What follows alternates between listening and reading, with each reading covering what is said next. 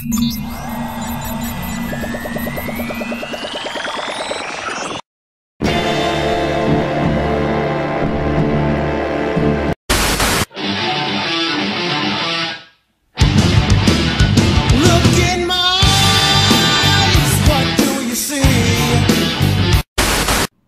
and welcome to Halcyon Blink. My name's Leonides, I'm going to be your host of this episode.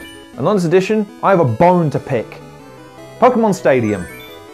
A dream realised for Pokemon fans who'd spent years whittling away on their Game Boys trying to improve their Pokemon to ridiculous proportions. In fact, Pokemon Yellow is the game that I profess to be potentially the best game I've ever played.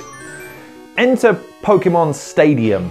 So I trained all my Pokemon to ridiculously high levels. I get into the stadium, I start to whoop ass. Then all of a sudden I realised that, by the way, my 100% trained level Pokemon are getting beaten left, right and centre. Why? I don't really know why, but the bone I have to pick with this game is that it never really translated in terms of its enjoyment factor from the Game Boy experience to the Stadium experience. There was no exploration, there was no world building, there was no way of improving your Pokemon beyond battling. There was nothing to be gained by progressing apart from getting the odd badge. You had the photography system, I get that, but I couldn't give a fuck about any of that. I'm here to battle, bitch. But I always felt that the experiences weren't inherently connected, and even though you use the save data from your Game Boy game into the experience on the N64, I always felt it was disjointed, and I always felt that one didn't beget the other. I never felt a benefit to my Game Boy game by playing the N64 version, or vice versa. In terms of the gameplay mechanics, yeah, they're pretty good. They mirror the Game Boy version to a certain degree, albeit in a 3D format. You also have the graphics, which are obviously a massive improvement over the Game Boy version, because of course, you know, they're 3D rendered. But at the same time, it felt slow, it felt arduous, it felt lethargic.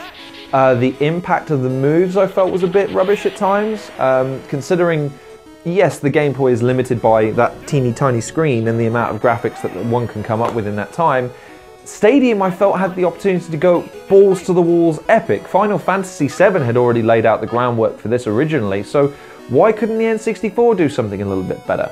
As a gaming experience, it's fun at first, and I would imagine multiplayer-wise, it's kind of a kick. But I always preferred the Game Boy version more. I just always felt like it was a more rewarding experience, a fairer experience. It seemed to have more replayability than Pokemon Stadium, and it utilised all of its core mechanics and everything it had at its disposal to invoke an emotional response, whereas Stadium relied almost entirely on that emotional response that you got from the Game Boy and delivered very little in response.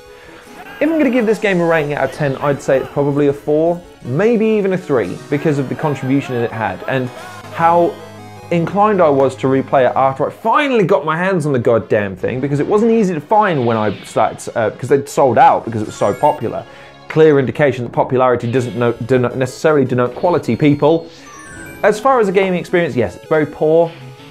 It doesn't lend itself well to Pokemon fans such as myself, who was looking to translate its success from Game Boy over to N64. Maybe others had more success, and maybe there's a legitimate reason why I wasn't very successful. But I can't forget the indelible effect it left on me, going from having trained my Pokemon to the absolute highest standard in Game Boy, going to the N64 and having my ass kicked all the time without any real reason as to why.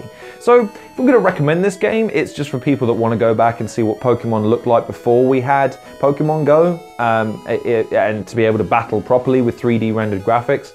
But if I was going to make a proper recommendation, I'd say again, pick up Pokemon Yellow on a Game Boy, or if you want to play Pokemon Go, hey, at least it's mobile and at least you can have some social interaction with it rather than the N64, which, as far as I can tell, doesn't have an online component. So you'll be playing it on your own, you'll be playing it on your own a lot. So, thanks very much for watching this episode of Halcyon Blink. Please like, share, subscribe, check out some of the other content creators in the description below.